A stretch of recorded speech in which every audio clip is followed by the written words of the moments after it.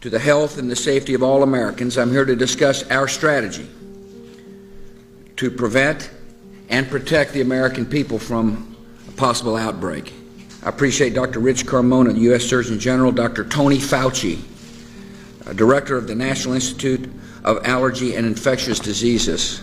Scientists and doctors cannot tell us where or when the next pandemic will strike or how severe it'll be, but most agree at some point we are likely to face another pandemic. The virus has developed some characteristics needed to cause a pandemic. It has demonstrated the ability to infect human beings, and it has produced a fatal illness in humans. If the virus were to develop the capacity for sustained human-to-human transmission, it could spread quickly across the globe.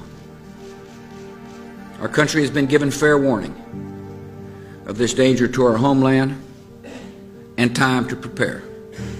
Our strategy is designed to meet three critical goals. First, we must detect outbreaks that occur anywhere in the world.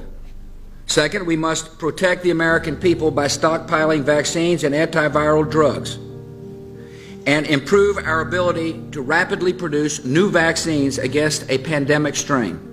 And third, we must be ready to respond at the federal, state, and local levels in the event that a pandemic reaches our shores. And unlike storms or floods, which strike in an instant and then recede, a pandemic can continue spreading destruction in repeated waves that can last for a year or more. To respond to a pandemic, we need medical personnel and adequate supplies of equipment.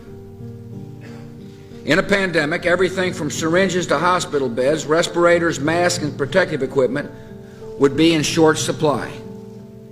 To respond to a pandemic, the American people need to have information to protect themselves and others.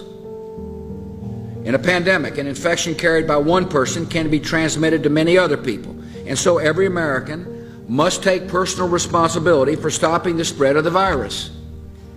By making critical investments today, we'll strengthen our ability to safeguard the American people. In the awful event of a devastating global pandemic, and at the same time, we'll bring our nation's public health and medical infrastructure more squarely in the 21st century. Leaders at every level of government have a responsibility to confront dangers before they appear and engage the American people on the best course of action. There is no pandemic flu in our country or in the world at this time. But if we wait for a pandemic to appear, it will be too late to prepare. And one day, many lives could be needlessly